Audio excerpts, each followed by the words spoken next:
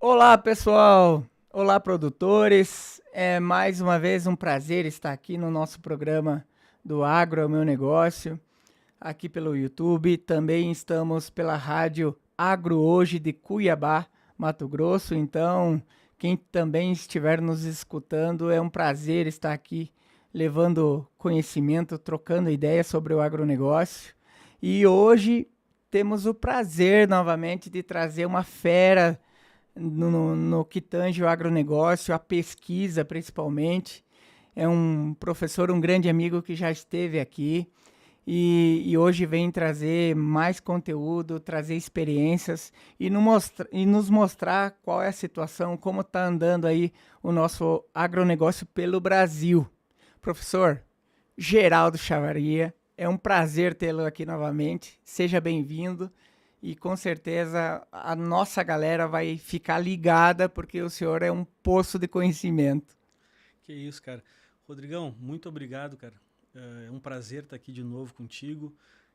Eu aprendo muito e gosto muito dessa troca de informações que a gente tem, essa ideia da gente pensar do ponto de vista prático, unir isso com a ciência e tentar levar a prática para o produtor para ele ver o que faz sentido, aonde é que ele tem maior rentabilidade. E eu te dou os parabéns por esse teu projeto que é fantástico e fico contente de estar aqui de novo É isso aí. conversando contigo.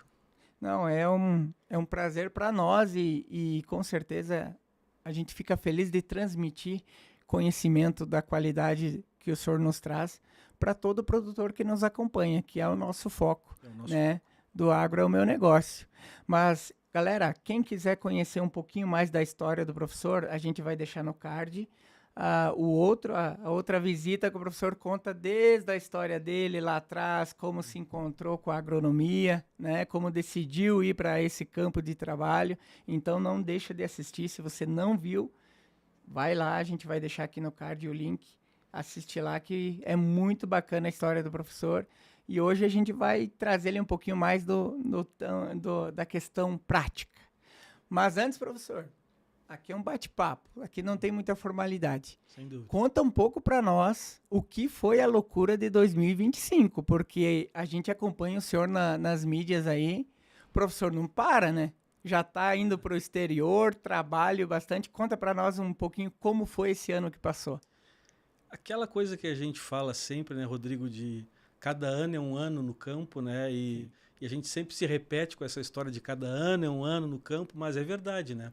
Então a gente tem uma coisa que tem que agradecer muito, que é o fato de, eu tô em Passo Fundo, aí amanhã eu tô em Balsas, depois eu tô em Sidrolândia, Olha só. depois eu tô em Guarapuava, e aí a gente está vendo várias várias safras, vários ciclos, vários desafios no mesmo ano, né? É, E o ano passado, em função dessa abertura e eu começar a focar mais no projeto Fisiologia no Campo, sair da universidade, ter mais tempo para me focar nesse projeto, me deu aí uma possibilidade ainda maior. E claro, foi uma loucura. Foram aí, se não me engano, acho que a cada 1,9 dias ali a gente tinha alguma atividade, foram lá nossa, mais de 230 e poucos voos e uma loucura.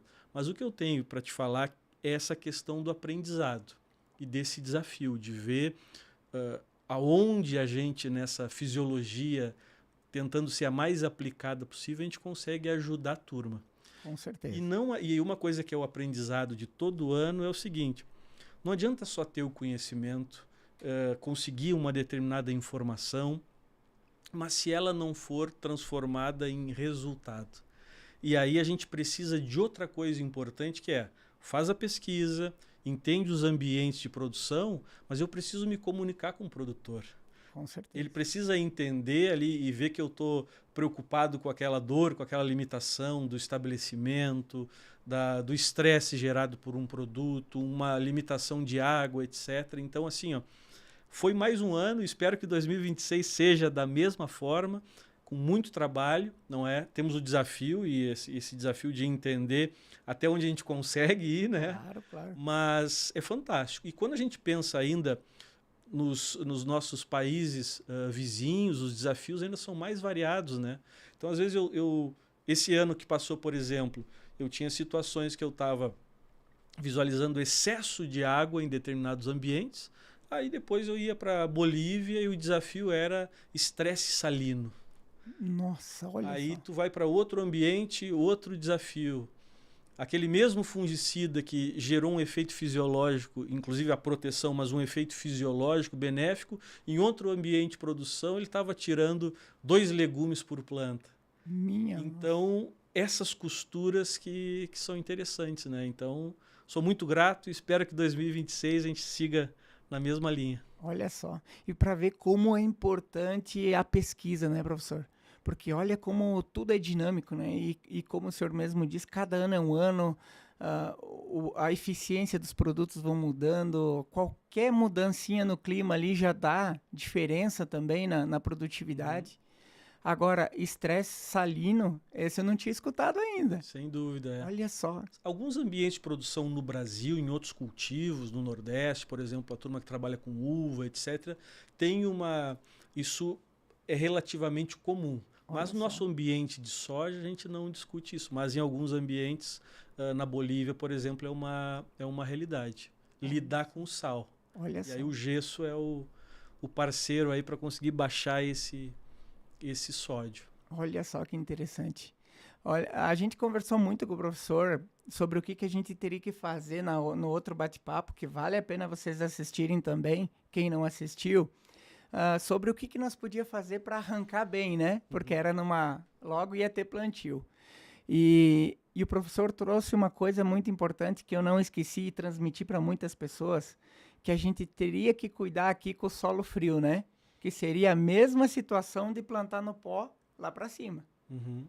E a gente pôde notar esse ano, que foi um ano atípico de temperaturas aqui, principalmente no Rio Grande do Sul, professor, a gente vê muitas lavouras com furos, né? De stand entre elas, principalmente aqui nessa nossa região de Passo Fundo, a Vacaria, se vê muito disso. O senhor acha que isso, com relação à temperatura de solo, pode ser determinante, um dos fatores para isso acontecer? Sem dúvida.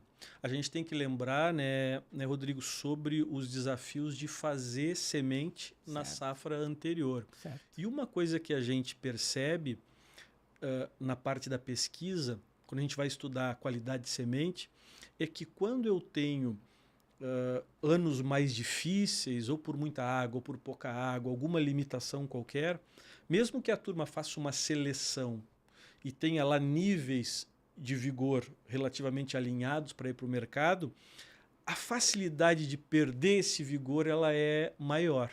Então isso está na nossa conta. Mas sem dúvida nenhuma, esse fator voltado à questão do solo frio é uma coisa muito relevante. E aí entra mais uma vez aquela questão de rodar. Tem locais no Brasil que isso todo ano a gente tem que bater nessa tecla e tem que ter essa preocupação.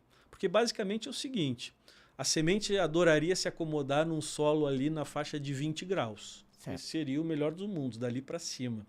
Agora, 15 para baixo, aí a coisa é muito séria. Eu tenho uma membrana que ela não está preparada para passar toda essa quantidade de água e a água vai se movimentar por um diferencial lá de potencial da água, nos níveis de detalhe lá científicos, mas basicamente é aquilo que eu brinquei naquela outra ocasião e a gente tem que sempre seguir lembrando sobre esse ponto que é, cara, lembra lá, ó, o meu equipamento custa X, esse conjunto aqui. É isso mesmo. Vamos colocar mais R$50 para ele ficar um pouquinho mais caro, mas esse equipamento agora a gente vai começar a ter um termômetro para começar a ter essa informação. E aí tem uma coisa prática. Tu vai me dizer assim, mas Geraldo, ó, começou a esquentar o meu solo em dezembro. Dali para frente eu tô na janela da janela, no final dela, não, e aí já passou. É isso aí. Beleza, então a gente tem situações, mas será que a gente consegue segurar um pouquinho mais e ver o quanto isso impacta? E aí tá no nosso olho, né? Então assim, o produtor tem que lembrar essas questões que ele vai aprendendo safra a safra e colocar em prática. Então, uma sugestão nossa é o velho e bom termômetro. Para começar a ter essa percepção. Ó, lembra, vou acomodar essa semente nos 3 centímetros, 3,5, Beleza, como é que está essa temperatura? Isso é importante, está colocando um negócio vivo ali, não é? Com certeza. Não, e eu acho que agora os produtores vão se identificar. A maioria das vezes a gente não tem termômetro, né? Maioria, eu acho que esmagadora a gente não tem Não. termômetro de R$ 29,90, que já É, resolveria, exato. né? O nosso maior termômetro, professor, é o vizinho.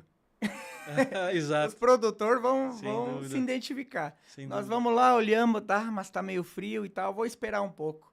A gente chega em casa e olha lá o vizinho plantando. Não, tá na hora, vamos lá. Exato, é. Infelizmente é assim, É. né? E cada realidade, cada fazenda tem uma realidade diferente. O solo muda, o manejo muda, né? Então, por isso que é muito importante a gente começar a virar os olhos para nossa propriedade e para nossa realidade, né, professor? Sem dúvida. Eu vejo assim, Rodrigo. A gente tem o desafio de estar tudo justo. Até antes da gente começar aqui o podcast, a gente falava de, cara, o quanto a gente consegue, mesmo com esses desafios, ter esses potenciais de rentabilidade. Aí tu me fala uma coisa como produtor seríssima, que é, ó, mas professor, o nosso risco é complexo. E é verdade. E aí, por esse motivo, eu vejo que o produtor tem que ser cada vez mais empresário rural. E aí tu imagina só, se 50% na média do rendimento está nessa arrancada, será que a gente não pode cuidar melhor e criar essas estratégias da mesma forma que já é comum para o produtor ele ter uma percepção de quanto acumulou de água no ciclo, o que choveu, não é? E ter essa preocupação. Exatamente. Por que não começar, pelo menos nesse período inicial, ter uma base, ó, meu solo esquentou, não esquentou, ó, não é? E a gente teve situações nessa última safra, eu até brinquei com alguns amigos no Paraguai, a turma semeando soja de jaqueta. Uau! Aí eu falei, não, aí eu vi as fotos, falei, não, não, ó, tem alguma coisa que está. E foi o desafio da safra, um deles, não, o estabelecimento de qualidade. Olha só. Então, são detalhes, né, professor? Só que cada vez mais a gente presta atenção que esses detalhes vão tirando 2 sacas, 3 sacas, 5 sacas. Esses dias eu conversando com um amigo meu, produtor, ele disse que as primeiras sojas que foram plantadas, teve áreas que demorou mais de 10 dias para emergir. E aí é outro fator determinante para se colher menos, né, professor? Sem dúvida. Assim, a gente tem um trabalho nessa linha, um trabalho feito por um aluno, Luciano Eboni, um trabalho de mestrado muito bem feito em níveis de detalhe, e a gente marcou essas plantas, a gente tinha níveis de vigor e chegou em alguns números que batem com outros especialistas do Brasil. Rogério Coimbra, um amigão lá do Cerrado, que tem trabalhos também nessa mesma linha. E a gente chegou a ver 2,7 gramas a menos por planta, um dia de Nossa. atraso a partir do 5º dia. Final da história, com aquela população que a gente tinha, a gente estava lidando com algo como 11 sacas por hectare, cada dia de atraso. Só Nossa. que aí tu sabe na prática, né? Assim, teve materiais que atrasaram parelho, Uhum. mas teve aquela outra soja que tu chegava lá num V3, V4 e tu via uma em V2, outra em V3, outra um pouquinho mais para frente, aí tu via essa variação. Porque tu tem um lote de sementes que tu pegou lá com 90% de vigor, mas não são todas que têm 90%. Sim, Outras têm mais e outras têm menos. Aí quando realmente. tu colocou elas na fogueira, aí começa essa diversidade. E aí começa esses impactos. Então isso é muito sério. Com Então, certeza. os estudos mostram que aproximadamente a gente tem uma perda de meia saca de soja por dia de atraso nas melhores janelas do Brasil. Então, atrasei 10 dias na melhor janela. Pensa aí em 300 quilos que tu pode perder. Nossa. Mas em muitas das situações é melhor tu atrasar 10 dias, perder 300 quilos, do que gerar um dia de atraso e perder 600. Nossa. E só uma coisa importante, que é bem relevante falar sobre esse tema. Eu já tive umas experiências assim, por exemplo, no Mato Grosso do Sul. Falar sobre o frio e demonstrar sobre essa importância da preocupação, da qualidade da semente, da arrancada dela e não colocar no solo frio. E aí o produtor, com a experiência dele, me questionou assim, mas sabe, professor, que num ano mais frio, que inclusive eu semeei em condições mais difíceis, eu acabei colhendo bem em relação a outros anos. E aí só que teve uma coisa, ele teve as perdas da arrancada e os desafios dela, mas ele teve outros benefícios de um ano mais frio, da planta gastar menos energia. Certo. Aí tem a respiração, a fotorrespiração, os desafios do ponto de vista sanitário, os benefícios também desses ambientes mais frios. E a gente tem que entender por etapas. Claro, não é? claro. Porque, e aí outra coisa importantíssima. Às vezes eu falo sobre esses números e a turma fala assim, mas Geraldo, eu colhi 70 e poucos, 60 e poucos, onde é que eu perdi? Lembra que hoje vocês produtores, vocês lidam com uma soja de um potencial de campo de 120. Com certeza. E desses 120 de campo, a gente está deixando na mesa. E aí o nosso desafio como pesquisador é mostrar para a turma, aqui nós temos um gargalo importante. E aí a gente vai tentando ajustar e criando estratégias. Não, e como é interessante o senhor falar desse potencial que tem de produtividade, porque ele é real, né? A gente, fazendo várias avaliações aí via SESB, a gente pôde ver o potencial é incrível, né? E em todas as regiões, né? Tendo um manejo, um solo qualificado, né? Então, uma coisa que eu pude notar ao longo do tempo é que, tipo, até ali, né, nesses 60 sacas, 65, meio daquele jeitão nosso de produtor, Sim, vai, né? vai. Chega. Uhum. Agora, a grande dificuldade é bater a barreira dos 70, 75, 80 sacas por hectare. Ali já exige do produtor um manejo totalmente diferente, uma forma de olhar para a operação dele diferente, né, professor? E eu vejo que uma coisa que falta básica fica nas questões das métricas. E uma métrica que falta muito no campo é o uso do diagnóstico foliar. Ou seja, fazer coleta de folha e entender o que tu ofereceu de boia, de comida para essa planta e o que efetivamente ela comeu, que ela, na realidade, bebeu esses nutrientes. Certo. Não é?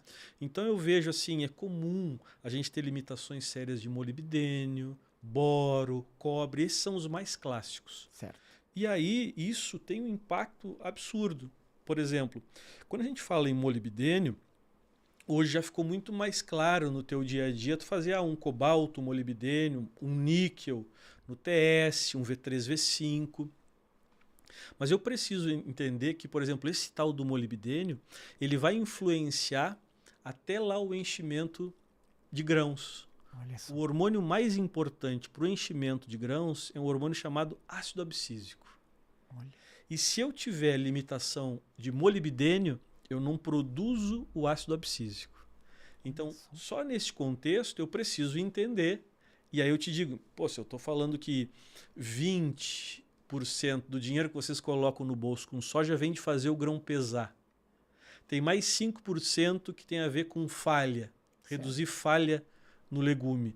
E eu preciso trabalhar essa questão do enchimento. Se eu tiver uma planta com fome de molibdênio, o hormônio mais importante que trabalha nessa relação, ele vai faltar. E aí tu fez um baita trabalho de manejo, conseguiu segurar a folha, conseguiu fazer um trabalho efetivo de controle da doença XY na tua realidade, e aí, tá tudo certo. Só que para dar aquele salto, o hormônio tem que dizer, manda a boia para esse grão, porque a boia está lá, tu construiu, tu segurou folha, tu fez o teu trabalho da parte sanitária que tu consegue ver, né? Certo. Porque essa questão da fisiologia para a gente é um desafio maior, que é o seguinte, tu fala assim, cara, é um ano difícil de ferrugem, tu manejou bem, tu viu, não é? Cara, controlou, não caiu folha, olha aqui como é que tá são. Exatamente. Agora, quando eu te falo que a planta tem que estar com um nível desse molibdênio alinhado, num patamar que ela está funcionando, mas não está entregando, para tu passar das 70, 75 e ir para não deixar faltar, aí eu preciso medir. Então, o nosso desafio é a métrica. Não, e é uma realidade, professor, porque eu vejo por mim, somos produtor a vida inteira, e tem muita coisa, por exemplo, o próprio boro, a gente começou a usar essa safra. Uhum. Então, para ver como a gente tem muita coisa ainda que a gente tem que entender, né, da vida da planta, né, do que ela precisa, porque a gente vem daquela história de adubar em escala, né, adubar tudo igual, todas as lavouras, né, vou usar essa... A gente não tem a métrica realmente, né. Muitas vezes a gente acaba, inclusive, gastando errado, né. Sem dúvida, sem dúvida. E aí tu levantou a questão do boro, e o boro tem uma particularidade.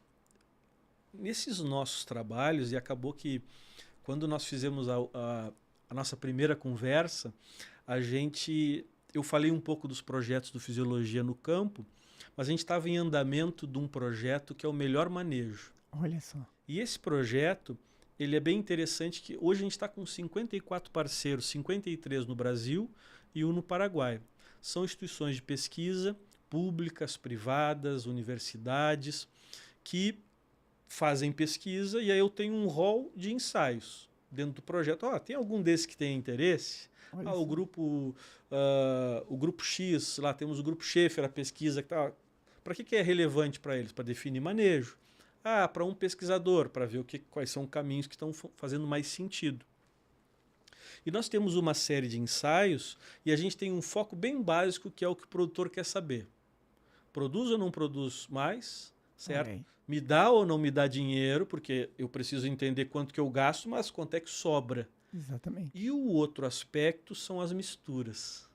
Porque também não adianta eu chegar para ti e falar que o boro é o bichão, o magnésio é o bichão, e aí tu faz um manejo com ele. Aí eu testei separado, bonitinho. Mas só que quando tu vai fazer a tua aplicação, tu fez lá, tu tem fungicida, tu tem inseticida, tem lá uma mescla de dinâmicas químicas que estão acontecendo, que às vezes ela não vai nem te incomodar no olho. Não deu pau. Certo. Mas ela quimicamente teve algumas interações, e aí quando vê eu estou fazendo com que o teu fungicida perca a eficiência. Então, por isso, essas costuras são importantes. E o boro, ele tem uma particularidade. Nos nossos trabalhos anteriores até esse projeto, cara, ele é o vencedor do ponto de vista de retorno econômico com ações. Olha só que interessante. Certo? Então, peço para o produtor que busque, se preocupe com esse nutriente, certo? E aí tem um detalhe. Nessa última safra, assim, um número razoável de boro, 1 miligrama por decímetro cúbico, certo? De 0 a 20. É um desafio trabalhar isso aí. Sim. Aí eu tenho que, inclusive, mesclar fontes, entender. A Ulexita eu vejo que é uma ferramenta bem interessante, mas às vezes a gente até pode fazer mesclas. Esse nutriente é muito relevante. Mas, por exemplo, no Paraguai, nessa última safra, a gente chegou a ter situações de produtores tendo 1,2 miligrama por decímetro. Está bem alinhado. Mas mesmo assim, aí tu vai falar, pô, mas Geraldo, tu está fazendo o cara investir demasiado? Não, tem estudo e técnica envolvida. Eu vou recomendar ações na folha. Claro. 2 entradas, certo? Isso não é perfumaria, é para ganhar mais dinheiro com planta. Com certo? certeza. Porque o boro, ele é um nutriente que ele demanda muito, todos os nutrientes demandam, mas ele em particular, ele demanda muito do fluxo de água para a planta, para se movimentar. Certo. E depois que ele entra numa célula vegetal, 90% dele participa da parede celular. Só. Então, assim, para ser um nutriente de movimentação, eu tenho um problema. Ele é um elemento de baixíssima mobilidade na planta. Olha só. Algumas culturas têm uma capacidade de se movimentar mais, que tem lá açúcares, álcool e tal.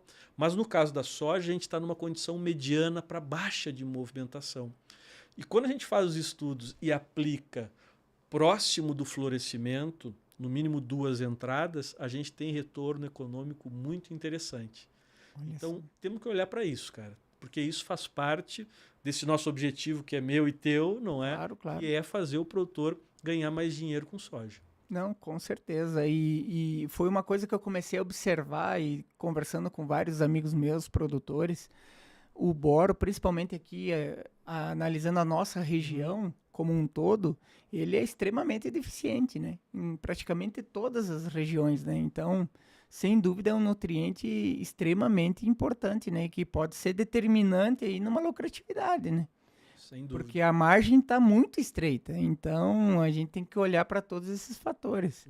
Agora, o molibdênio também eu acho muito interessante, professor. Até por uma questão de uniformidade de grão, né? A gente vê as próprias sementeiras usando muito, né, o molibdênio. Cara, assim, se a gente vai para o detalhe do molibdênio, a primeira coisa é entender para a soja. Tem uma enzima que é chamada nitrato redutase. Ela é a porta do nitrogênio para as plantas, lá na absorção. Então, toda vez que a planta consegue usufruir desse nitrato, dali para frente tudo anda. Olha então, só. é essa a base. Então, assim, o molibdênio faz parte dessa enzima que é a porta de nitrogênio para as plantas. Segunda coisa, aquele velho e bom parceiro nosso lá, o bradyrhizóbio, Certo. as bactérias que conseguem fixar nitrogênio, elas têm uma enzima que as plantas não têm, que é a nitrogenase. Olha só. E essa tal nitrogenase tem quem? O molibdênio. Então, pensou em nitrogênio da planta e pensou em nitrogênio do metabolismo lá da bactéria, o molibdênio está ali. Olha só. E outra coisa importante, é aí que se fala bem menos, mas também é muito relevante.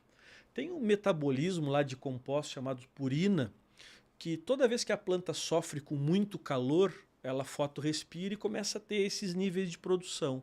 Então quer dizer que planta que está sofrendo com muito calor também vai precisar do molibdênio. Olha só. E aquela questão que eu já te falei, no enchimento de grãos, o hormônio mais importante é o ácido abscísico. Olha só. E esse ácido abscísico, também dentro do seu processo de síntese, eu preciso lá do complexo molibdênio, lá uma determinada molécula que tem o molibdênio. Então, olha só quanta relevância. Se eu for te dar um número, tu fala assim, cara, eu estou numa área e eu estou colhendo 65 sacas de soja, certo? Limítrofe, ok? Até 75 sacas, dali para baixo, a minha recomendação são 75 gramas de molibdênio. Olha só. Então não importa quando está colhendo, até 75 sacas, 75 gramas. 3 entradas de 25. TS, V3, V5, R1, R2, no mínimo. Certo.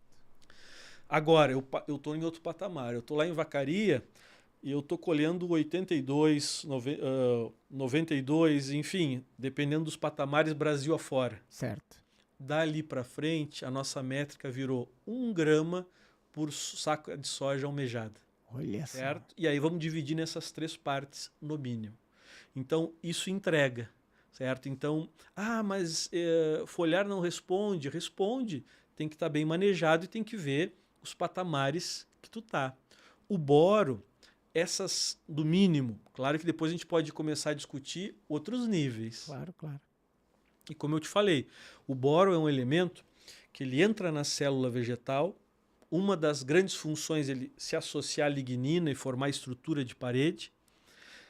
E aí é o seguinte, ele entrou ali e não sai mais, certo, em escala. Então, por isso, o ideal seria construindo a planta bem nutrida com boro. Mas eu estou começando a entender agora que eu abri a cabeça para esse nutriente. Então vamos focar na flor e o próximo dela, 2 entradas. E aí vamos devagar. Não, a gente não pode também querer que o produtor abrace tudo que é causa, assim, só porque a gente está falando que faz sentido. Ele tem que começar e percebendo, comprovando e entendendo aonde é que faz sentido essas ações. Mas molibdênio, boro e cobre, esses são os que mais chamam a atenção Brasil afora. Não é só isso. Sim. E cada local vai ter a sua particularidade, os seus desafios, mas agora esses 3 nutrientes a gente tem que ter um olhar muito crítico. E eu acho que é uma questão até de lógica, né, professor? Porque a gente, no decorrer do tempo, a gente só se preocupou com adubação, né, de base. Foliar, teve uma época que deu um boom ali, mas depois, digamos assim, que teve muito produto também que não entregou, e daí o pessoal acabou parando de usar. Então, não faz muito tempo que a gente está começando a usar para esses nutrientes via folha, né? E quando a gente começa é onde entrega mais o resultado, né? Porque a gente já não trabalhava, né? Então, quando a gente começa a trabalhar, aí sim você enxerga o resultado. Sim. E a gente tem ainda muito problema dentro dessa linha, E o próprio caso do boro. A gente ficou por muitos anos com aquela história de CAB, colocar cálcio e boro. Cara, o que eu testei de cálcio e boro de empresa X, Y, Z e nada dava resposta em escala. Certo. Quando começou a se dar espaço, nós temos que aumentar a escala desse boro, porque quando eu colocava o cálcio junto, eu passava a ter menos espaço para um ou para outro.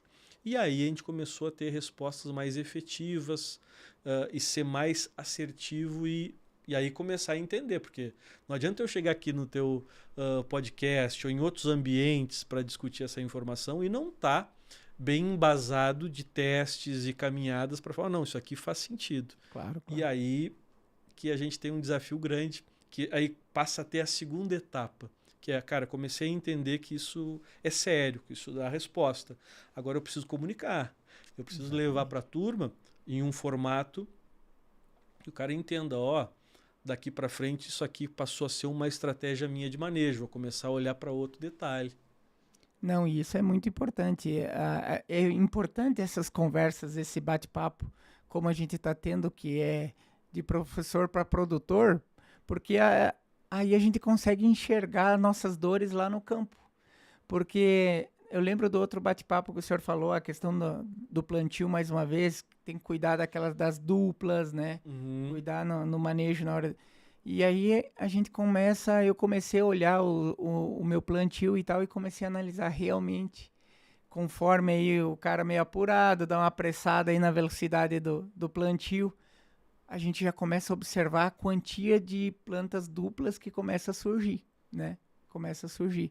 E queira ou não queira, a gente olha assim, não, só já tá bonito, mas você vai lá e começa a olhar a quantidade de falhas e duplas, aí depois do nosso papo, eu olhava aquilo e sentia um dinheiro saindo do meu bolso, sabe?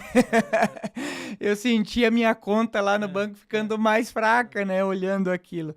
E é uma realidade que a gente não se dava por conta, né? Por isso que é tão importante a gente começar agora a prestar atenção nesses detalhes, né, professor? Sem dúvida, Rodrigo. Eu vejo o seguinte, é nosso papel na pesquisa ir lá no detalhe do detalhe. E aí, relembrando então para a turma esses números lá, a gente tem ali uma métrica voltada assim, o ideal seria que tu semeasse a tua soja, em 2 dias ela ferroasse, para que em 5 dias ela emergisse.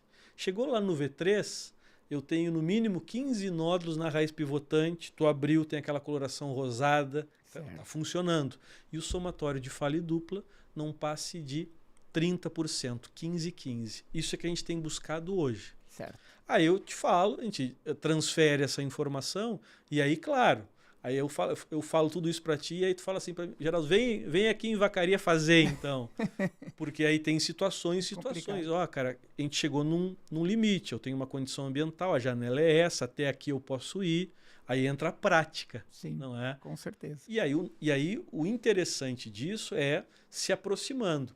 O objetivo do projeto do Fisiologia no Campo é que eu, como pesquisador, chegue até um ponto da tua realidade prática e tu, como produtor, venha também para o nosso lado científico e veja até onde nunca vai estar tudo afinadinho, porque é um universo. Exatamente. Mas agora, só o fato de tu olhar para a tua lavoura e já começar a perceber que, cara, aqui eu tem um gargalo. Exatamente. Próximo ano tu já veio de outra forma. Que nem aquela história, o tal do frio. Cantamos a pedra do frio, né? Exatamente. Aí, ano que vem eu já vou começar a ter uma percepção um pouco diferente disso aqui. E assim a gente vai avançando. São uma série de fatores que, no final das contas, pode ser determinante na alavancagem de uma lucratividade, né? Sem dúvida. Porque hoje, todo produtor sabe, e o senhor também, que o nosso investimento está cada vez mais alto, né? E o risco vem junto com isso, né? Então, se a gente puder cuidar um detalhe, e uma coisa que eu pude notar também, que são detalhes que não invultam em muito dinheiro. O próprio exemplo do plantio, às vezes é uma velocidade da máquina, às vezes é uma regulagem. Então, é um detalhe que pode manter 2, 3, 4, 5 sacas de produtividade no nosso bolso, que é só uma questão de tirar o tempo para dar uma analisada com mais cuidado, né, professor? Não é uma coisa que você vai precisar tirar dinheiro do bolso para colher mais, né? Sem dúvida. Dessas questões, ó, tu teve uma percepção de qualidade de semente, colocou nas melhores condições, tentou colocar no mais próximo do ótimo. Então, toda aquela questão de ferroar, de emergir, está por aí. É verdade. A questão de velocidade, profundidade, esses fatores vão impactar, né? Falhar, não falhar, a velocidade, ter mais dupla, curvatura de canote, aí tem uma série de detalhes que vão impactar. Na nodulação, é o único desses aí que depois que a lavoura está estabelecida, é o único que eu posso correr atrás. Olha aí. E eu te divido contigo um resultado dessa última safra do projeto Melhor Manejo. Esse foi o experimento que mais parceiros fizeram no Brasil e no Paraguai. Foram 25 parceiros que fizeram, que era basicamente o quê? Aplicar inoculante, 10 doses de inoculante, ou no V3 ou no R2. Olha certo? que interessante. E aí o objetivo era entender qual seria a realidade, a resposta. Eu elenquei um inoculante com um nível tecnológico mais elevado. E ele saiu mais caro. Certo. R$ 4,5 a dose. Nós usamos 10 doses. Então, de inoculante, R$ 45,00. Aí, nós pegamos o seguinte. Eu comecei a entrar em contato com parceiros pelo Brasil e ver valores de custos da aplicação terrestre. Ficou entre R$ 41,50 até R$ 60,00. Eu peguei e estabeleci uma métrica nossa de R$ 50,00. Então saiu R$ 50,00 o operacional, mais 10 doses de inoculante e a água deu R$ 95,00 para fazer essa ação. Beleza. E aí se aplicou Brasil afora, nós fizemos aqui em Passo Fundo, a gente faz todos os ensaios. Os outros parceiros veio qual que faz mais sentido. Nesse ensaio específico, chegamos a 25 locais. 24, nós temos mais um parceiro em Roraima, que aí esse resultado sempre chega depois. Fizemos essa ação. Resultado prático, tirando o custo. R$ 243,00 líquido para o produtor, por hectare. Deus. Então, observa como faz sentido. Aí apareceu outra coisa.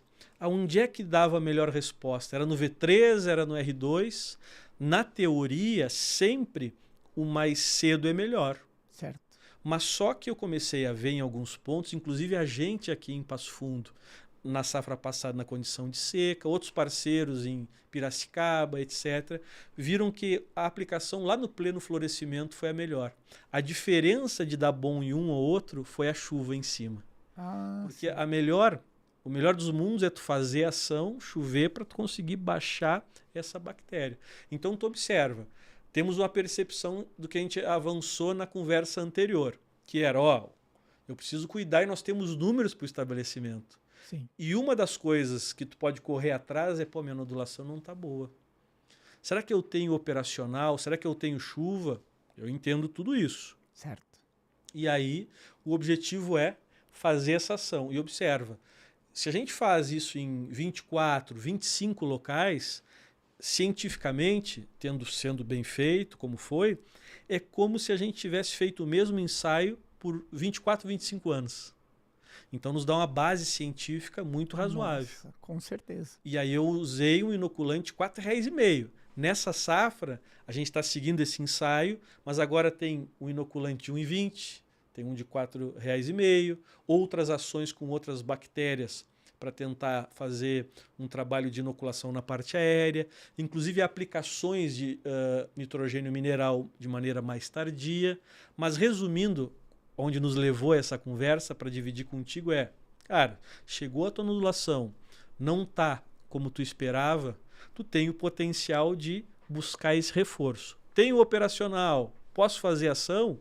Os nossos trabalhos demonstraram, gastando R$ 95,00, sobrou líquido, R$ 243,00 por hectare. Então, faz sentido, né? Nossa, muito sentido, com certeza. E é um produto que já vai, o operacional ele já vai acontecer, né? Então você já vai entrar, já vai realizar outras aplicações.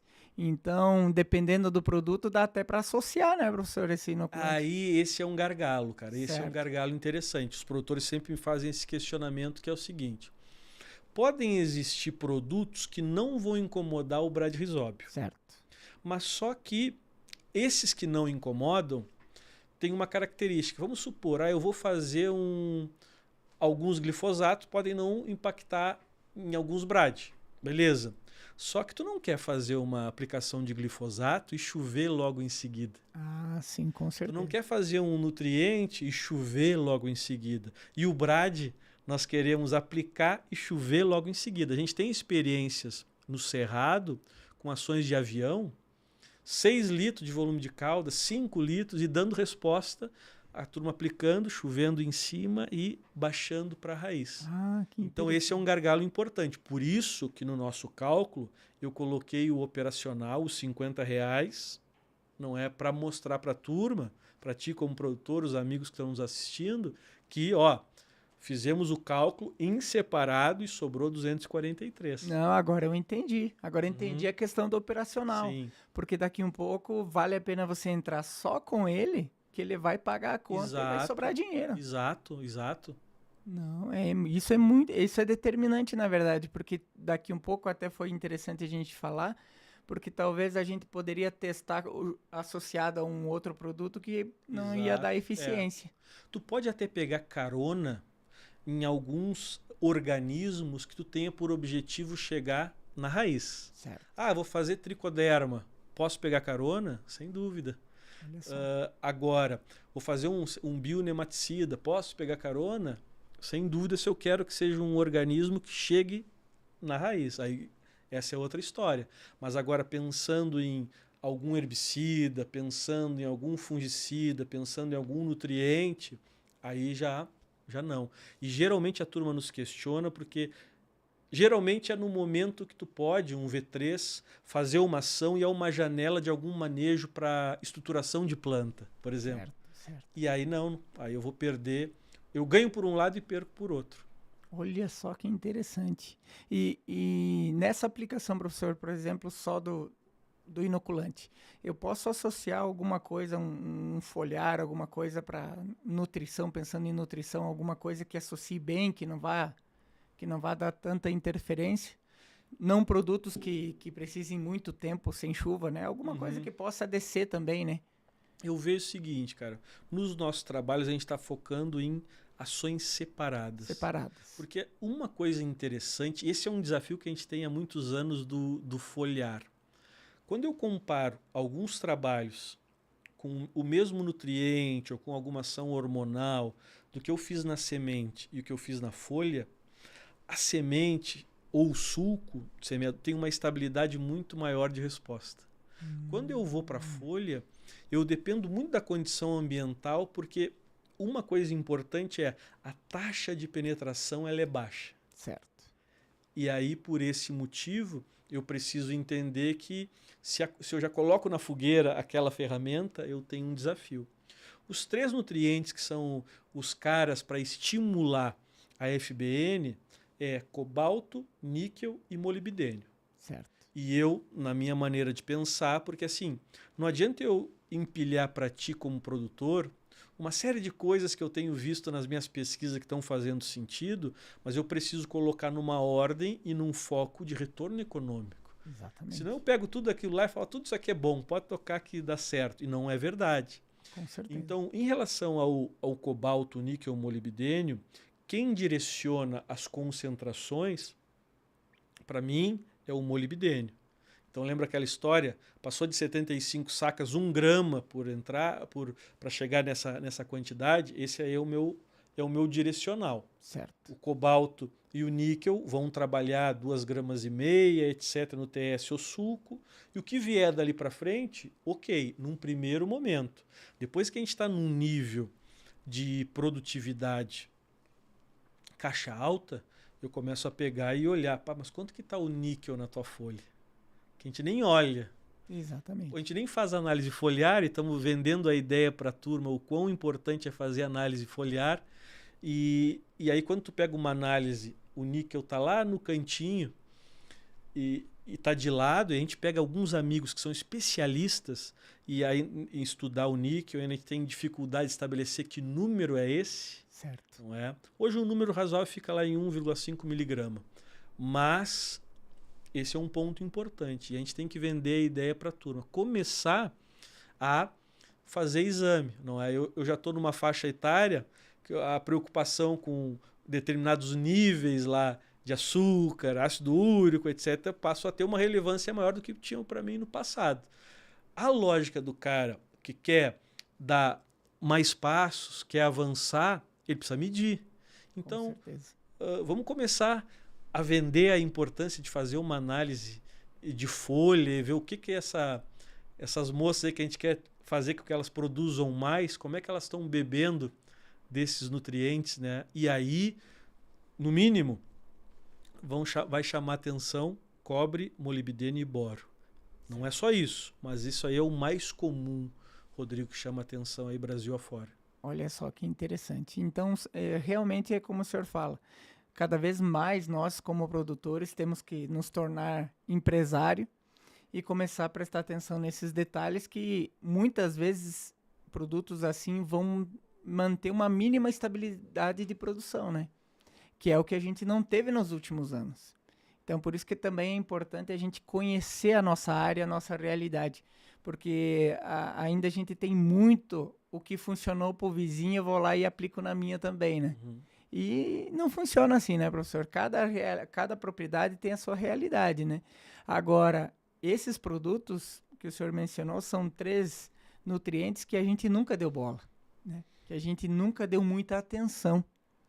E eu pude ver agora nos últimos anos pequenas coisas, produtos como o próprio boro, o molibdênio, antes até inclusive do boro, que eu comecei a utilizar. Nossa senhora, a diferença assim foi gritante nas lavouras, na qualidade de grão, no peso de grão.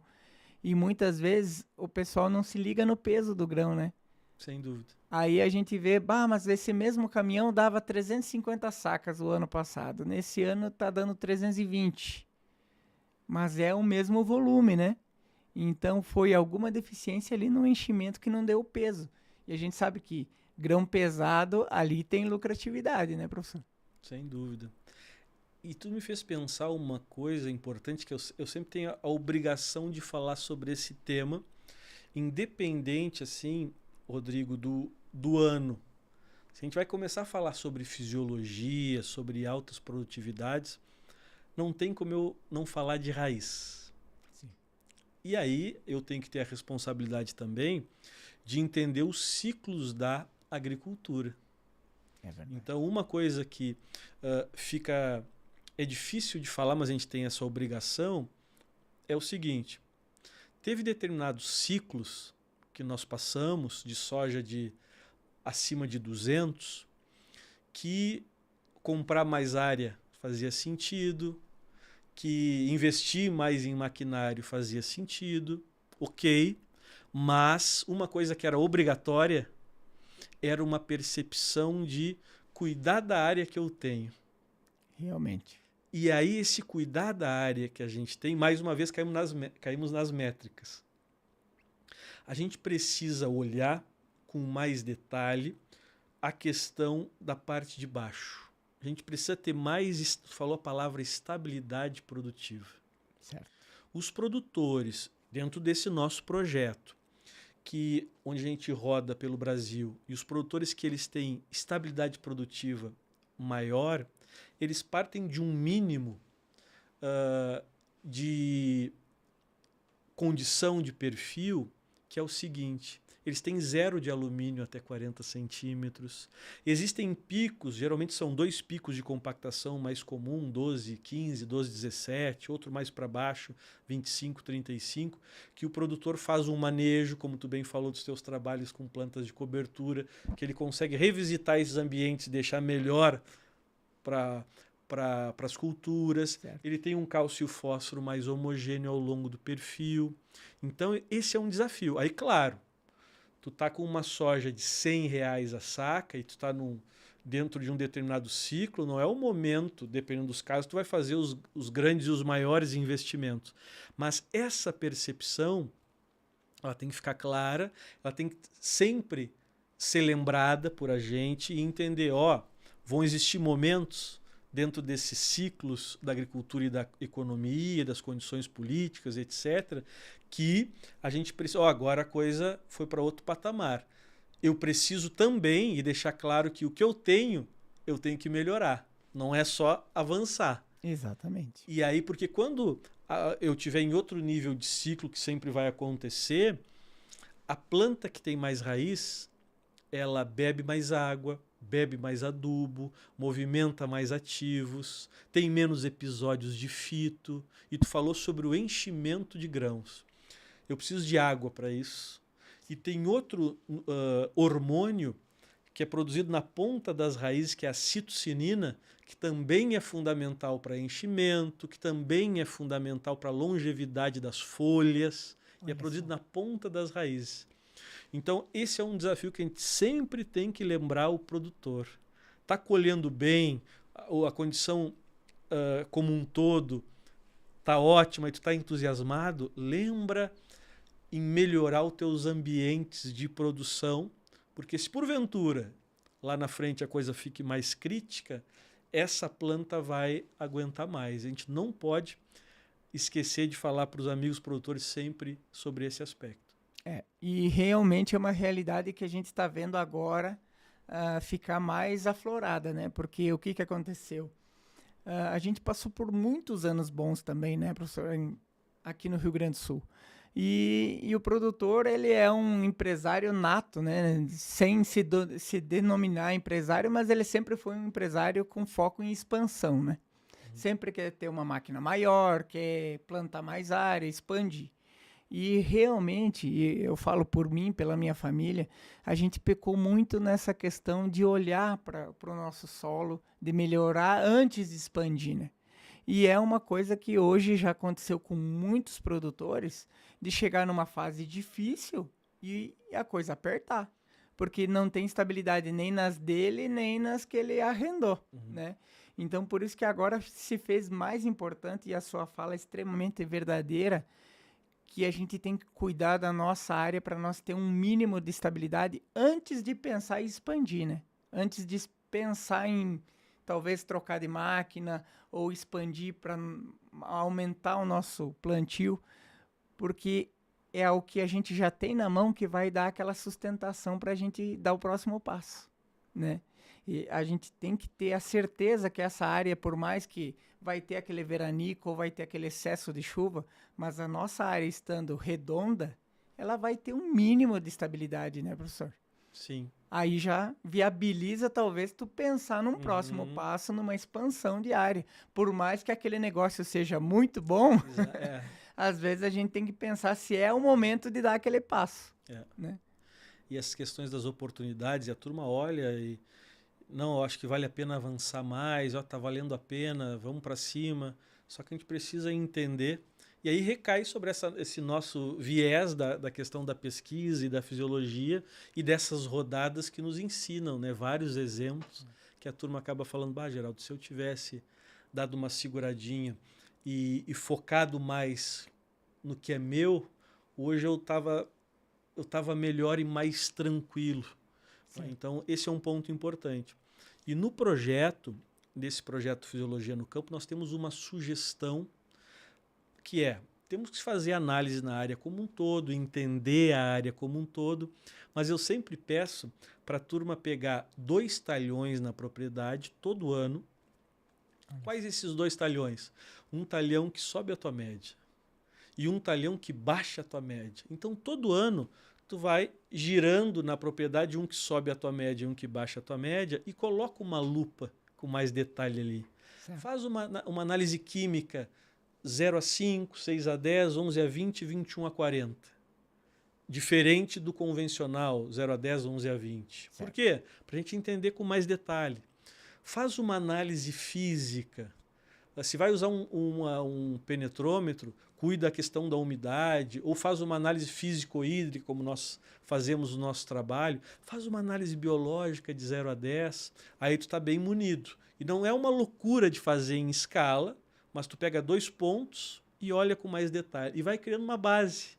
E aí tu vai girando. E aí tu vai entendendo, ó, cara, aqui eu tenho alguns gargalos. Aqui está me demonstrando... Vou te dar um exemplo dessa última safra. Novo Mundo, Mato Grosso, Nortão, quase Pará.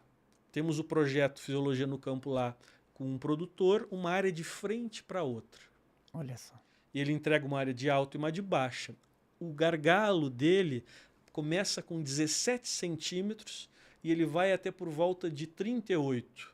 Ou seja, o nível de compactação, a parte nutricional, um pouco no solo, a fertilidade ela foi impactada pelo fluxo de água. Tu vê uma clareza na disponibilidade de boro e de enxofre, que são 2 elementos que mostram muito essa percepção do fluxo de água. Então ali ficou claro.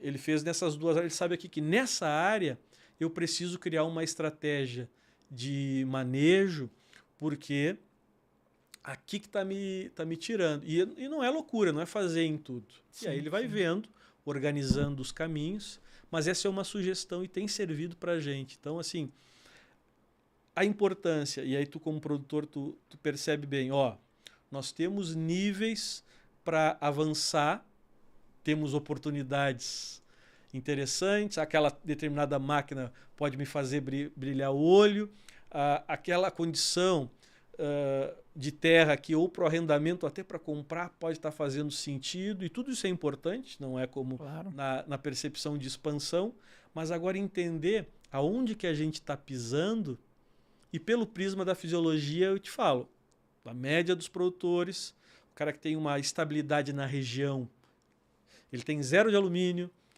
até 40, não tem os picos de compactação, ou tenta manejar isso, e tem o cálcio e o fósforo mais homogêneo. Isso é o mínimo. Depois a gente pode falar de boro, de zinco, matéria orgânica, sempre importante, potássio, sobretudo nesses nossos estudos de desenvolvimento de raízes. Olha só. Certo? Então, assim, essa é uma sugestão importante para a turma que está nos assistindo olhar com mais detalhe para esse cenário. Pode ter certeza que aí está um caminho.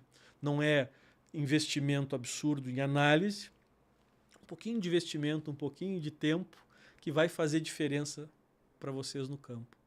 O cuidado faz toda a diferença, né, professor? Até foi um exemplo que eu dividi com o professor lá da minha área, que a gente fez uma área de experimental lá com plantas de cobertura. E só na parte de dessecação, onde eu tinha as coberturas e aonde eu não tinha, que ficou em pousio, deu no mínimo ali uns R$300 de diferença de investimento na dessecação. Aí muitas vezes, eu como produtor já mencionei isso há um tempo atrás, nossa, mas é muito caro esses mix de cobertura, né? É caro e o agronegócio vem passando por essa fase. Mas daí a gente fala uma fala dessas que é muito caro, é muito investimento, mas daí num manejo de dessecação você gasta o mesmo valor que é o que custaria para plantar. E agora, pessoal, eu também faço um convite para acompanhar as nossas páginas e o nosso canal, porque eu também vou colocar lá agora a colheita, porque não é só o que eu gastei para dessecar, que foi o mesmo valor que eu gastei para plantar os mix de cobertura, como também quanto mais eu vou colher agora. Quanto mais de estabilidade, de matéria orgânica eu vou ter nessa mesma área, que eu não vou ter lá na outra, e sem contar que hoje a gente já vê também a questão de dessecação, o volume de princípio ativo que você coloca de produtos, que também afeta a biologia, né, professor? Uhum. Então, para ver como eu só perdi na outra lavoura. Eu só perdi onde eu não investi em palhada, não investi em mix de cobertura. Aí aquilo lá que o produtor, eu como produtor achava no passado, não, eu vou inventar alguma outra coisa, uma aveia e tal, que as nossas aveias, nossos mix nunca vai ter o mesmo vigor, né, professor? Não vai ter aquela biodiversidade de plantas diferentes também, que eu vi que é determinante também para a qualidade da cobertura. Então, a conta ela fecha lá no final. a gente acha caro, mas às vezes o barato realmente é que sai caro, né, professor? Então a gente precisa prestar atenção nesses detalhes. Cara, fantástica essa tua percepção e prática, né? Que tu Sim, vivenciou. E uma coisa interessante é o seguinte, da tua fala. Quando tu pega os organismos, os bichos que estão lá, o que tem de protozoário, de nematóide benéfico, de bactéria benéfica, de fungo benéfico, aproximadamente 80% dos bichos que estão ali são bons para a olha, planta, né? E a gente tem feito, e essa análise que eu sou mais entusiasta hoje, pelo custo-benefício dela, é chamada Soil Food Web, cadeia alimentar do solo. É uma olha só. análise que eu coleto solo de 0 a 10. Eu não preciso ter um cuidado como uma análise biológica num nível de pesquisa, de resfriar o solo, etc. E aí eu tenho um padrão do que eu tenho de organismos benéficos. Eu uso essa análise e eu gosto de utilizar uma métrica da tua propriedade. Então lembra que essa é a única análise de todas aquelas da área de alta e de baixa, que eu peço uma análise a mais, que é o quê? Vamos fazer uma na área de alta, na área onde tu tem o teu manejo com as plantas de cobertura, na área onde tu não fez, e nós vamos pegar na área de reserva. E Certo. nessa área de reserva, nessa mata, vai ser um padrão nosso de vida. E agora eu tenho uma análise que vai me mostrar o que tem de bactérias, fungos, protozoários, nematóides benéficos, num custo baixo. Certo. E aí acontece, o que tem chamado, a gente tem feito isso no Brasil, o que tem chamado a atenção? Bactéria lá em cima, de bactérias benéficas, mas agora o resto faltando. E quando tu faz um trabalho que tu tem mais plantas no mesmo sistema, só para ter uma ideia, uma planta, na média, ela pega 60% até do dinheiro dela e joga nas raízes. Olha só. Pô, mas o que ela vai investir tanto? Porque ela precisa pegar esse dinheiro e de 5 até 30% desse dinheiro ela joga para fora, que a gente chama de exudatos. Isso serve para melhorar a absorção de nutrientes, para competir, para dar boia para um organismo para brigar com o outro e ela ter uma sanidade maior, comunicação entre. Então tem um universo de coisas. E aí, quando tu começa a variar plantas, esses exudatos eles são variados. Olha só. E se eles são variados, tu vai nutrir organismos de maneira variada. Qual é o benefício? O benefício é que tu está aumentando, está deixando mais plural, a variação de organismos benéficos passa a ser maior. Então, nesse cenário, além de fazer o básico fundamental de ciclagem de nutrientes, melhorar a condição física, esses organismos tá indo para outro patamar. E aí os saltos vão aparecendo. Mais uma vez recai sobre o cenário que é medir. Exatamente. E aí uma coisa importante, às vezes eu chego e converso com alguns amigos que estão fazendo algum tipo de trabalho como esse, mas, por exemplo, talvez o produtor não tenha medido ou tenha da percepção básica que valeu a pena só pela dessecação, às vezes ele volta atrás. Exatamente. Ou ele está usando de outra ferramenta, aplicando fermentados, etc. Ou ele está fazendo tem algumas plantas de cobertura por si só, está multiplicando.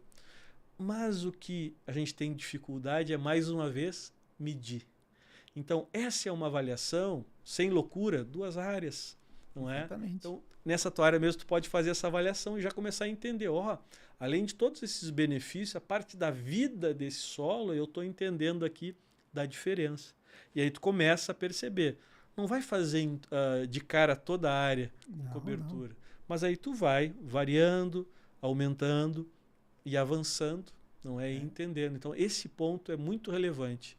A gente vai ter um salto, Rodrigo, muito grande nas produtividades com esse advento da parte da percepção biológica. Sim. A gente tem um desafio grande do nutriente como um todo, da química, mas ela já é mais comum. Nós temos um desafio grande que depois parte na questão da compactação. Essa é seríssima. Verdade. Depois desse patamar, o grande salto vai para esse desafio da vida e da variação de organismos. Hoje tem estudos, por exemplo, de determinados protozoários que eles conseguem impactar na quantidade de hormônios na raiz de soja e melhorar o desenvolvimento dela. Olha só. Então, a gente tem caminhos aí bem interessantes ainda para esse lado. Pois é, a gente pôde notar isso na prática, né, professor? Até eu conversando com meu pai, ele disse, putz, nós podíamos ter feito em um monte de área, né? Então, só que muitas vezes nós produtores a gente tem que ver lá na nossa propriedade, tem que, Claro. por isso que é a importância de testar também, né? Porque é como o senhor diz, não precisa fazer loucura em escala, né? Pega e faz numa área que nem eu fiz lá a avaliação, lá testei vários tipos de mix de cobertura e todos eles do que entregou mais, do que entregou menos, todos eles foram superiores esmagadoramente do que o manejo padrão, do que manter lá o nosso bom e velho azevém, ou uma aveia por si só, né? Todos eles superaram. Então imagina contra o pousio.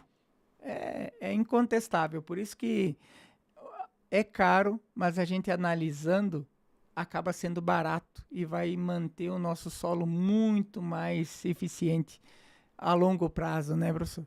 Porque é uma coisa que eu vejo bastante profissionais trazendo, que o excesso de produtos, principalmente na dessecação, falando até de glifosato principalmente, existe já muitos estudos falando que eles afetam de forma direta a biologia do solo, né, professor? Sem dúvida. Afeta a biologia e aí tu me faz lembrar de mais outro trabalho nosso, do melhor manejo. A gente tem um resultado de mais de 10 anos de trabalhos com esse efeito do glifosato sobre a soja. E ele foi mudando com o passar do tempo. Certo. Porque a gente tinha uma soja que era um arbusto, muita folha, não é? Lembra aquelas discussões do passado, eu posso perder 30% da área foliar. Tinham trabalhos mostrando isso. Hoje em dia isso é impensado, né? Pensando no vegetativo. E aí, esse contexto foi mudando e cada vez a soja passou a... Eu gosto de fazer essa brincadeira, eu digo que ela cada vez é mais cachorrinho de madame, aí as pegadas, todo o material que é mais novo, que tu pega com alto potencial, tu começa a sentir que ele é mais melindroso, que ele pede mais, não é? Exatamente. E a questão do glifosato, nós fizemos em 18 locais no Brasil, 17 no Brasil e 1 no Paraguai. Parceiros nossos da Delta Consultoria lá no Paraguai. Esses experimentos, um dos grandes focos era: vamos fazer 1.200 de ativo de glifosato. Fica à vontade em utilizar o produto que for, porque o nosso objetivo também é criar uma base em função de variações de glifosato. Interessante. Aplicado quando? Entre V3 e V5 na soja. Por que entre V3 e V5?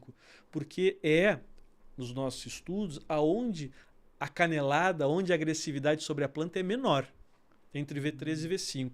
Do V3 para baixo, a gente tem uma soja investindo em raízes, interagindo com brade, com outros organismos como um todo, e o impacto é mais agressivo. Do V5 para frente, eu tenho um impacto maior, porque eu já começo a ter efeitos sobre estrutura reprodutiva, sobre flor. Sim. Então, colocamos aqui, V3, V5, 1.200 de ativo.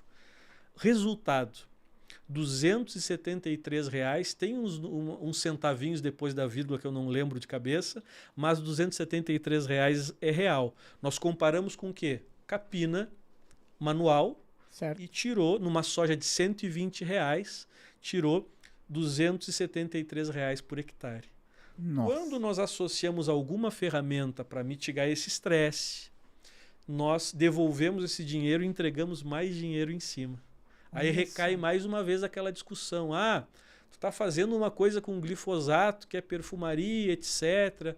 Agora, para a terceira edição, a gente segue com o glifosato, com esse trabalho.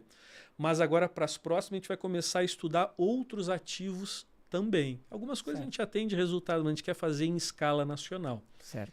Mas observa aí, mais uma vez, esse impacto. E muito desses 273 que foram retirados, além de outros efeitos que o glifosato gera, por gerar estresse oxidativo, por quelatar nutrientes de carga positiva dentro da planta, na rizosfera também, ele impacta em biota. Então, tudo isso vai interferir no funcionamento e no final da história. Estamos falando de dinheiro que a gente deixou na mesa, né? Com certeza. O senhor, produtores, vocês pararam, analisa bem, se precisar, assistam mais de uma vez esse nosso papo. Quantos detalhes a gente mencionou aqui nesse 1 hora e pouco de conversa, que se juntar tudo, quanto de soja a gente deixa na mesa? Ou deixa na lavoura, né? A gente deixa de ter sustentabilidade, de ter lucratividade, né? Às vezes por detalhes, e são detalhes que não são tão onerosos de se cuidar, né? Sem dúvida. Isso que é o mais interessante. Então, por isso que é importante a gente começar a olhar para o detalhe, que nem o senhor fala muito bem, e a gente tem que frisar isso. O detalhe, às vezes, pode fazer toda a diferença, né, professor? Sem dúvida.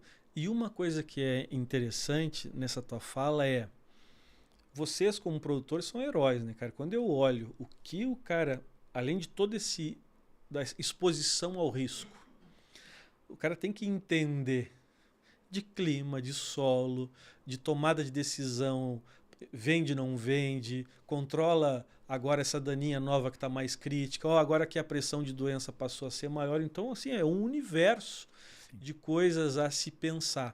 A gente em cada nicho, e eu dentro desse universo de como a planta funciona, eu tenho a obrigação, e esse é o foco do Fisiologia no Campo, que é ver esses gargalos e estar lembrando vocês, amigos produtores, que isso aqui faz sentido, isso aqui faz sentido. E a gente tem que levar isso aí para a prática, não é? Mas eu entendo perfeitamente como é que é essa realidade de vocês, pela escala de coisas a se fazer, não é? E aí observa, num período curto, uma conversa ali de 1 hora e um pouquinho, olha os gargalos e olha o quanto que a gente falou de dinheiro que ele fica escorrendo aí, saindo do bolso, sendo perdido. Exatamente. Por alguns níveis de detalhe, né? Não, com certeza a gente vai acender mais uma luz na mente de quem está nos assistindo e nos escutando também, para começar a prestar atenção nesses detalhes e começar a manejar e observar a sua propriedade com uma visão diferente. Não, eu tenho aquela área que esse ano produziu menos, eu vou dar mais uma atenção a ela, fazer diferente, ver o que realmente está acontecendo. E o tempo passa muito rápido, e quando vê, a gente está naquela correria de plantar e tem que ser rápido e esqueceu de tudo isso, né? Por isso que temos que aprender a levar antecipado. E eu falo por mim, como produtor. Muitas vezes no passado, a gente naquela correria, como a gente faz tudo, a gente passa por cima dos detalhes. Então, é uma questão a ser evoluída também no nosso manejo, no nosso jeito de gerir a nossa propriedade, né, professor? Mas, professor, eu também gostaria de perguntar, e o seu evento esse ano? Já tem data? Já sabem em que região que vai ser? Sem dúvida. Quando acaba a gente já começa a se organizar para o próximo, que é um desafio grande, né? Sim. De custos, buscar parceiros e tudo mais. Nessa próxima edição, 19 e 20 de agosto, 19 e 20 de agosto, no Gran Odara, lá em Cuiabá. Olha que legal, em Cuiabá. Pela primeira vez naquela região, né? Isso, a gente começou, a primeira vez a gente fez na Universidade de Passo Fundo. Olha só. E aí depois nós fizemos a segunda edição em Bento Gonçalves, a terceira em Foz do Iguaçu, a quarta em Goiânia e agora a quinta em Cuiabá, no Gran Odara. E a gente acompanhou essa de Goiânia, foi incrível, né, professor? Sim, sem dúvida. Enorme, cheio de personalidades, né? Foi muito bom a troca de informações. Porque eu vejo o seguinte, a gente tem um congresso de fisiologia fantástico, não é acadêmico, de grande importância, que leva uma base de informações, é um baita evento. Sim. Só que a gente precisava, na área de grãos, de ter um evento um pouco mais enxuto, obviamente, são 2 dias que a gente para pensar sobre a fisiologia, mas para trazer questões mais práticas, que tu como produtor, tu participe do evento, e aí, como esses pontos que nós falamos, são pontos que tu pode levar para o campo, se já passou o período agora, mas para a próxima safra, não é? Sim, então, esse é o nosso foco. Então a gente traz profissionais, a gente mostra também os resultados do melhor manejo e o nosso objetivo é avançar. Nesse ano, a gente começou um evento que ele vai ser fechado, chamado Clube do Melhor Manejo. Ele vai ser sempre um dia antes do Fisiologia no Campo. Olha que interessante. Que evento é esse? Lembra que eu falei dos parceiros? Nós temos mais de 54 parceiros, 21 empresas envolvidas. E aí o objetivo é, essas empresas, que a gente não cobra nada das empresas para participar do projeto, a gente só pede que entreguem os produtos. Certo. E aí eles entregam os produtos para os parceiros e depois a gente vai lá mostrar os resultados. Aí as empresas vão ter direito a levar até 2 produtores e mais os parceiros de pesquisa. Então a gente vai, fechado ali, discutir os resultados e pensar no próximo ano. O que a gente pode melhorar, o que a gente tem que testar para conseguir avançar. Então essa é outra coisa que começa agora esse ano, dentro desse projeto do melhor manejo, que é aquilo que eu falei para ti. Avaliar retorno econômico, produz ou não produz mais e misturas. Nossa. Então, o foco é esse. Mas, pensando no evento, 19 e 20 de agosto, Grão-Odara, Cuiabá. Estamos trabalhando já temos todos os palestrantes confirmados, convidados, confirmados, e a gente está correndo atrás para fazer cada vez melhor esse evento aí. Olha aí. Um evento, gente, que quem tiver a disponibilidade, vale a pena muito frequentar. Tem também online, né, professor? Para quem não pode ir até lá, né? Exato. Esse ano vai ser disponibilizado também online? Vai ser de novo online. A gente tem o presencial, obviamente, que ir lá é outra energia, né? Outra energia, mas nós temos um online e, inclusive, porque às vezes acontece que eu não consigo sair de Passo Fundo e ir para Cuiabá. Mas eu tenho interesse, porque esses temas aqui são relevantes para o meu dia a dia. Ou como produtor, ou como consultor, ou como estudante, beleza. Só que quando chegou naqueles dias, tu também estava apertado por algum fator específico. Então a gente deixa o material disponível por mais 2 semanas online. Então mesmo que tu não consiga assistir naquele momento, tu ainda tem essa disponibilidade.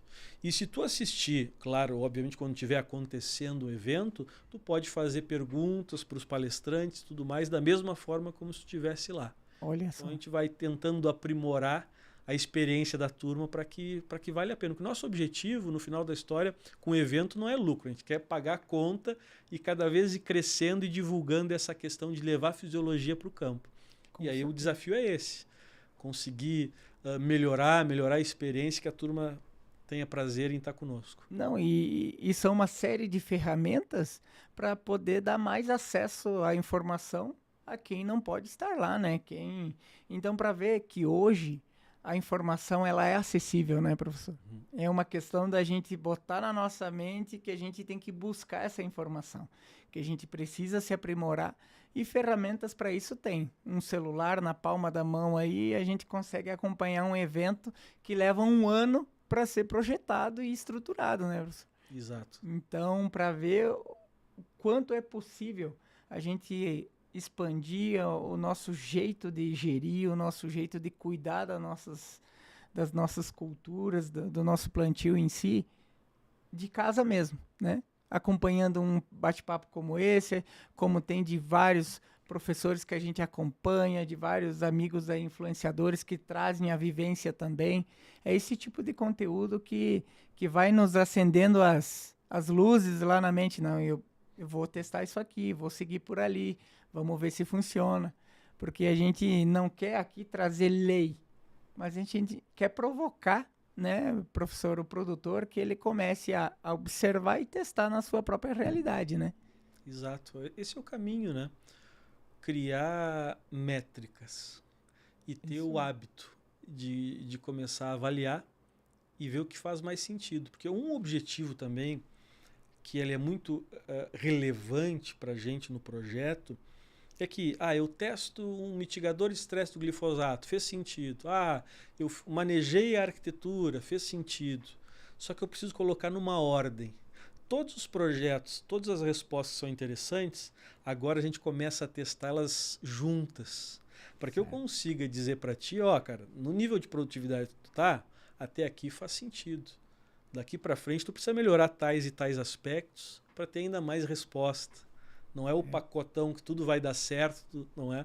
A gente precisa ver determinados aspectos. Mas coisas básicas, como a gente discutiu, estabelecimento, impacto sobre a FBN, mitigação de estresse de produto, isso aí é para o cara que produz 55 e produz 105. É o básico, né? É o básico. Olha só, professor, gostaria de lhe agradecer mais uma vez de estar aqui com a gente, de trazer esse conteúdo aí incrível para mim como produtor, que com certeza vai me dar aí 15 dias batendo cabeça pensando, bah, mas tem muita coisa que eu não observei ainda. E com certeza quem nos escuta, quem nos assistiu e vai nos assistir aí, vai ter muita coisa que ele vai começar a refletir nas suas próprias operações e ver, não, aqui realmente eu posso ajustar. Eu posso andar um pouco mais devagar aqui num plantio, posso usar esse nutriente. E isso é o nosso propósito do Agro Meu Negócio, do senhor também como profissional, é transmitir esse conteúdo e experiências, né? Experiências do dia a dia. E a gente não acerta tudo, né? Muitas vezes, num ano atípico, a gente mais erra, às vezes, mas é essa busca que a gente quer trazer, que a gente tem que buscar melhorar. Vocês podem acompanhar nas minhas redes as nossas lavouras, como que a gente está fazendo, o que está errando, o que está acertando. A gente busca também dividir isso com vocês. Não deixem também de acompanhar o professor nas redes sociais. A gente também vai deixar o link aqui das redes sociais do professor. Tem um canal também no YouTube, né, professor? Sim, começando também o trabalho no YouTube. Olha, isso é muito importante, que é o lado bom dessas redes, que a gente também não é só para dancinha, não é só para entretenimento, né, galera? Então, são ferramentas aí de extrair conhecimento e muitas vezes mudar uma realidade econômica, né? E que é o mais importante. Então, professor, quer mandar um abraço para a galera aí? Sem dúvida. Fica à vontade. Primeiro eu quero te agradecer, não é? E te parabenizar mais uma vez sobre o trabalho, sobre isso que está fazendo, essa forma de divulgar. E, obviamente, sempre com esse foco.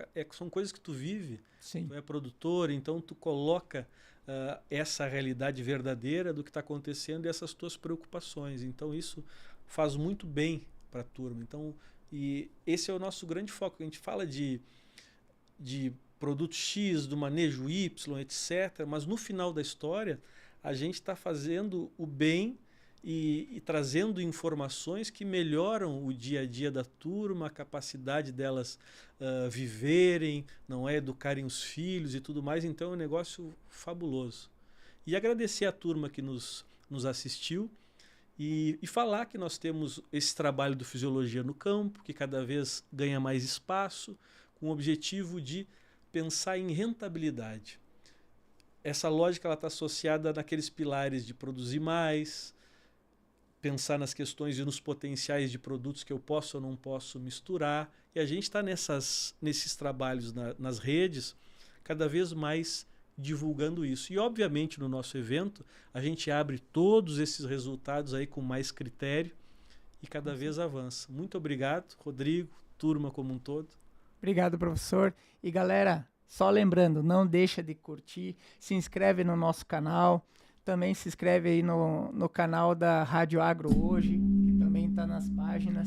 Então, muito obrigado ao pessoal aí do Mato Grosso que está nos prestigiando, nos atendendo aí com muito carinho, está nos escutando bastante por aí.